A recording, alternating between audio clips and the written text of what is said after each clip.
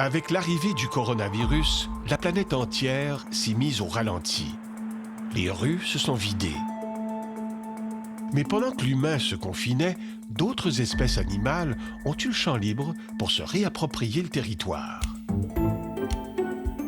Ces derniers mois, des photos inusitées d'animaux en ville ont fait le tour du web. Le confinement a donné aux chercheurs en biologie et en écologie une occasion inattendue et unique d'étudier l'effet de l'activité humaine sur la faune. Des chercheurs de l'université St Andrews, au Royaume-Uni, ont donné un nom à cette pause forcée de l'activité humaine, l'anthropause. Grâce à l'anthropause, on a pu découvrir que l'humain était le seul facteur qui empêchait des animaux d'occuper certains territoires. C'est parce que les animaux savent instinctivement quelles zones de leur habitat sont sécuritaires et lesquelles sont dangereuses. Ils ont une image mentale de leur environnement.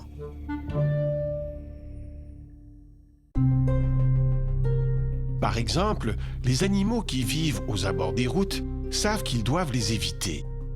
Mais avec le confinement, les routes sont moins achalandées et les animaux considèrent désormais ces lieux comme sécuritaires.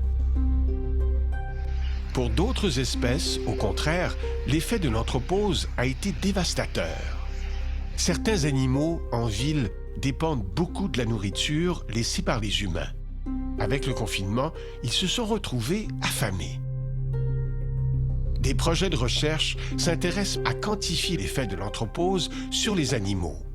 Le projet international COVID-19 Biologging Initiative étudiera 279 populations animales dans différents habitats de la planète à l'aide de dispositifs électroniques miniatures.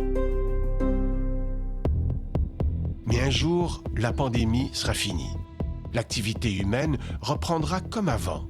Quelles leçons pourra-t-on tirer de cette anthropause?